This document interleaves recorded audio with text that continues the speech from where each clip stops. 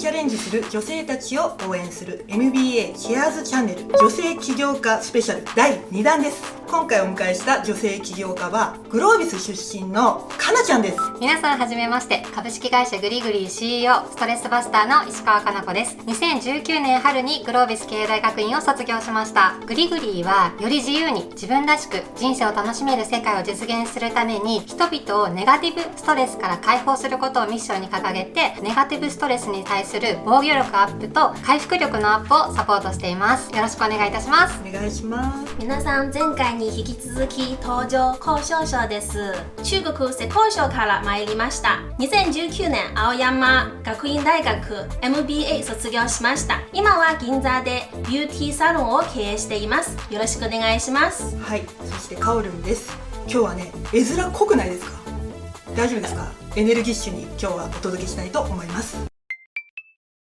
かなちゃんは女性起業家として数々の賞を受賞してるんだって？はい、数々ではないんですけど、ありがたいことに昨年第6回女性起業チャレンジ制度で栄誉あるグランプリという賞をいただきました。すごい。ありがとうございます。で、女性企業チャレンジ制度は一般社団法人日本企業アイデア実現プロジェクトが主催するビジネスコンテストです。私はグロービス卒業直後の2019年7月にグリグリという会社を立ち上げて、昨年2020年はビジネスプランのブラッシュアップと、あと協力者の獲得を目的にさまざまなビジネスプランコンテストですとかピッチイベントに応募したりしていました。ちなみにその応募している概要とかってちらっとお聞かせ願うことって大丈夫なんでしょうか？いつものストレスからも、もしもの身の危険からも飼い主を守ってくれる可愛いお守りペットロボットという心っていうんですけど、それで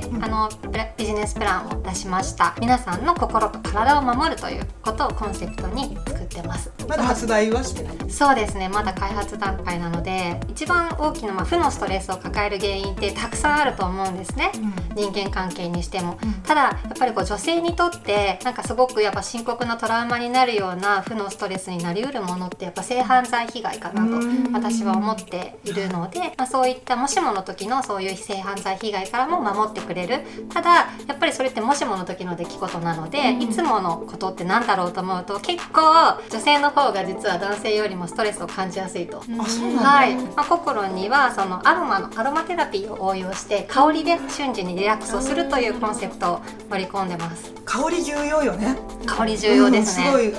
お風呂とか入る時も入れたりする、柔軟剤。柔軟剤入れるの？柔軟剤じゃない、なんだっけ、芳香剤、なんだっけ、入浴剤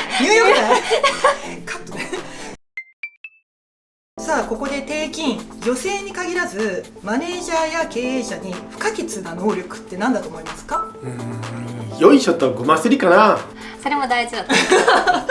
やっぱり経営者、マネージメントには自己発信力やプレゼン力が大事って言われてるんですよね。で、プレゼン力といえばかなちゃん、コツを教えてください。そうですね、よく成功する起業家に共通する要素って皆さん何だと思いますか？で、それはよく応援され力って言うんですけど、人を巻き込む力で、3分ですよ。3分話したらもうこの人応援しなきゃって思わせられるかどうかが鍵なので、その点でプレゼンというのはもう本当に重要なスキルだと思います。ただ人と会って話すときは15秒でつかめって。そうですね、やっぱ、第一印象みたいな。エレベーターの時間で。そうですね、エレベーターピッチ、だからよく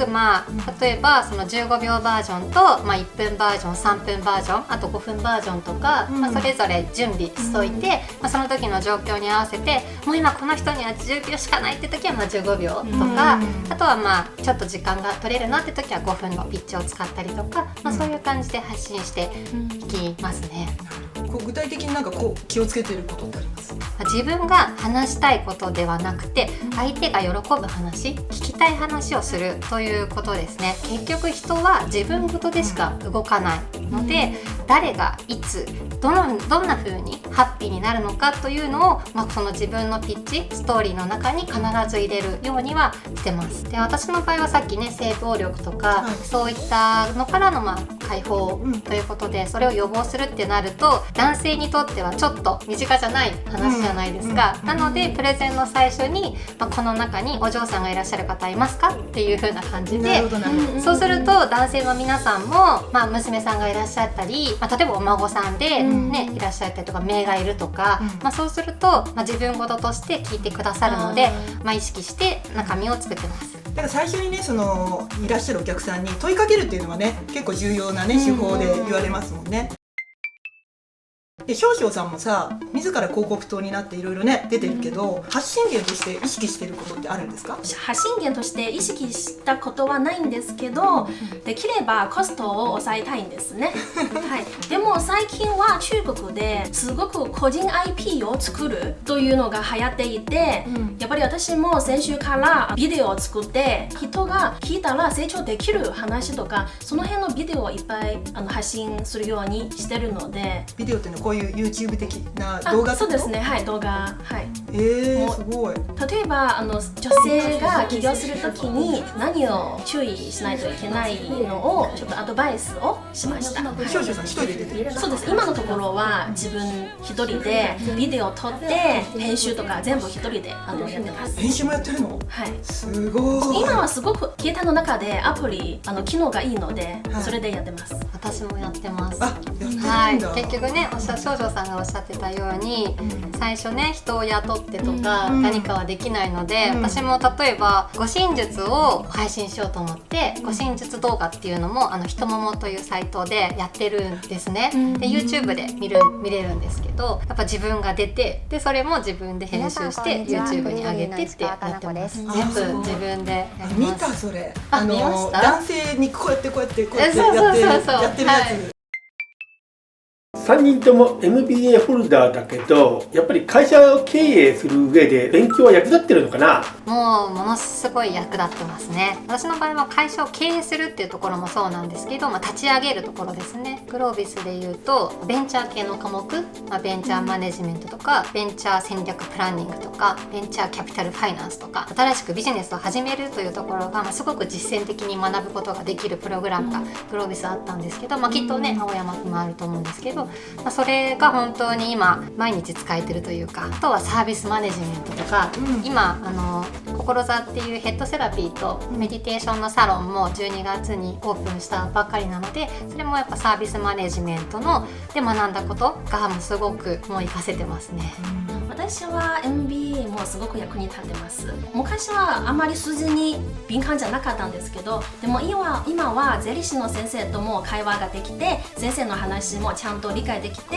あとはコミュニケーションができるようになっています。あとMBA っていろんな業種の人がね集まってるじゃないですか。それこそほらディスカッションとかよくグループワークとかするから、全然違う業種の人たちの考え方とか、すごい勉強になった。あと人脈ね、こうやって全然違うみんなと仲良くなったりする。やっぱそれは経営にも役立つじゃない。そういうのってやっぱり学校行かないと巡り合わなかったんで感謝してます。社長としてのモットーとかって何かあるのかな？起業時の心構えでよく私が言ってるのがそれこそ3つあって、1つ目が度胸。やっぱ度胸ないとねちょっとめちゃ怖いじゃない、ぶっちゃけ。あと2つ目がやっぱ謙虚さが必要だなと思っていて、天狗になったりしたら嫌われちゃうし、それこそやっぱり私は自分一人で何かを全部できるとは思ってないので、皆さんがいて協力してくれる、仲間がいて家族がいてそれこそ同級生がいてできてると思うので、謙虚さは忘れないようにしてます。あともちろん社員さんがいないとやっぱり売り上げも上がらないし、給料ももらえてないと思ってます、私の給料。あと3つ目が起業時の心構えとして一番重要だったなと思うのがやっぱ根回しですね。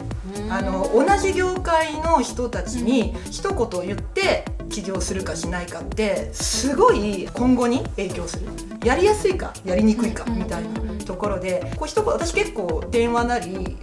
お会いしてこういうのやろうと思ってるけどいいですかって一人一人ちゃんと相談させてもらったんですけど、やっぱそういうのがあると「おおやれやれ」って、言ってくれたりとか応援してくれる。随分それが良かったなと思います。社長としてのモットーはかっこつけないってこことですね。どうしても自分をよく見せなくなっちゃったりとかすると思うんですけど、等身大の自分でありのままの自分でぶつかっていくっていうことはモットーにしてます。あとは誠実っていうのもそうなんですけど、はい、それは忘れないようにいつもやってますね。私も誠実と謙虚、あとは困難があっても乗り越える勇気が大事と思います。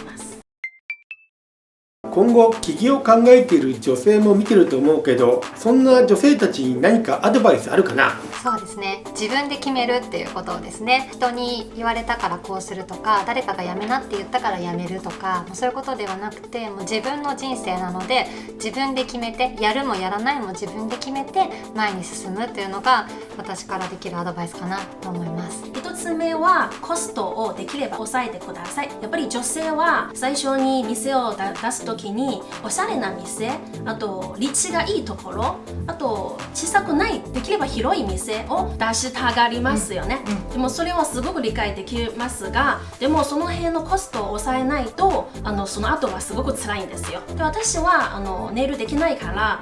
ネイリストがすごくずっとやってると肩こりとか背中が痛いとかよく聞くので、それでかわいそうと思って私はできればスタッフに高い給料を出したんですよ。でもそれでその人件費がなんと私の会社の売り上げの半分もいっちゃったんですね。でまた家賃が3分の1になって、もう全然利益が出てないんですよ。だからその2つ、コストできれば抑えて、で2つ目は自分ができることをやる。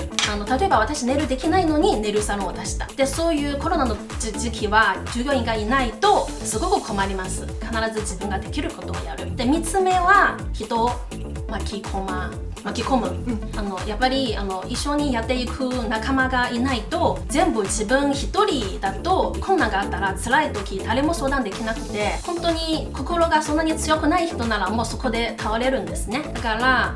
できれば仲間と一緒に事業をやってください。これが私からのアドバイスです。本当に少々さんはね、もう本当にリアルなことを言っていて、本当に銀座高いわとか言っててすごいね、もう正直なことを、今すごい貴重なことを言ってくれてます。あとね、ぶっちゃけね、使えないかもしれないんですけど、やめといた方がいいよっていうのは、最初に共同出資とか共同経営はやめた方がいい、みんなそれぞれ一人でやってるでしょ。そうですね、基本的に。だから例えば半分半分とか3人で30、30、30とか言ったら、いや絶対やめたい、100% 揉めてますから。思いますね、それなんか結構グロービスでもあって、なんかそのグロービスのなんか事業とかできっかけ、そういうベンチャー戦略プランニングとかで実際考えたビジネスアイディアで一緒に始めたみたいな人たちがやっぱり1年2年経たずに崩壊みたいなのをたまに聞いたりはしますね。そう、これはね絶対揉めるの。もうそれはしょうがないの。お金が絡むと、だから私仲いい人とかそういうことしたくないもん。さて次回はどんな MBA 女子が来てくれるんでしょうか。楽しみです。クラウドファンディングは惜しくも達成できませんでしたが、企画を盛り込んでシーズン2を再開いたします。見どころ満載の残り3週間お見逃しなく、引き続き応援よろしくお願いいたします。よろしくお願いします。エコンテビオモイストファンデーションです。皮膚呼吸を妨げずカバー力も兼ね備えており、伸びの良さを実現した水性ファンデーションです。特許成分の紅白エキスも配合されております。エコンテバイオエラスチンです。こちらの商品はダブル特許を取得しております。一つ目の特許が抽出方法です。高分子と低分子の両方の成分を配合しております。もう一つがコラーゲン、エラスチン、ビタミン C、酵母を含む銅、この4つの成分でお肌質の改善効果が見られるという特許を取得しております。ぜひこちらの番組 EC サイトよりご購入ください。